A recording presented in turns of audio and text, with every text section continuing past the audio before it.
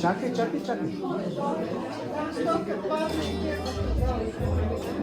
Здравейте, скъпи приятели, уважаеми гости, добре дошли на събитието на фирма Имоти Ин. 10 години, нашият юбилей.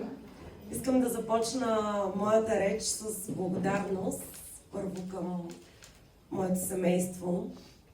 Благодаря ти, мамо, че винаги си била до мен.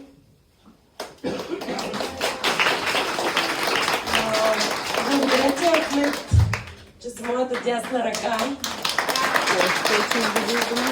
Благодаря на моя син Дими. Благодаря, Дими. Тази фирма съм я създала, гледайки твоите очи преди 10 години. Благодаря и на баща ми, на брат ми, на цялото моето семейство. Много съм щастлива да ги имам всички в живота ми, да са ми живи и здрави. Искам да благодаря на моите служители, които са двигателя на фирмата. Днес присъстват някои от тях, но по-специално искам да благодаря на Неджмедин Мехмедов, който дойде специално от Швейцария. Благодаря. Той е технически ръководител на фирмата. Благодаря ти, че си до нас, че си в нашия екип и заряза своята работа в Швейцария, за да дойдеш в България и да работим и да строим заедно. Искам да благодаря и на моите приятели, няма да ги назовавам всички поименно, но тук сред вас виждам много успели хора и много искам да приличам на вас.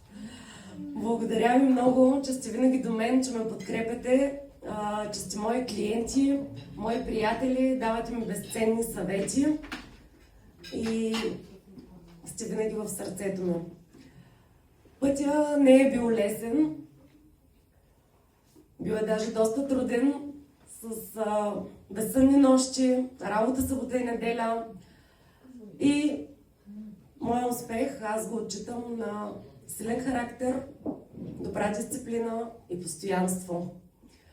Искам да ви мотивирам да имате вяра в вас и много любов. И в тази връзка благодаря за тази сцена на дамска бизнес общност Има любов в лицето на моята любима адвокат Биляна Тончева, Асения Русева и Здравка Топева. Благодаря на всички дами от Има любов, които дойдоха днес да ме подкрепят. Вдигам на здравица за Имоти Ин и давам думата на адвокат Биляна Тончева. Весело изкарване на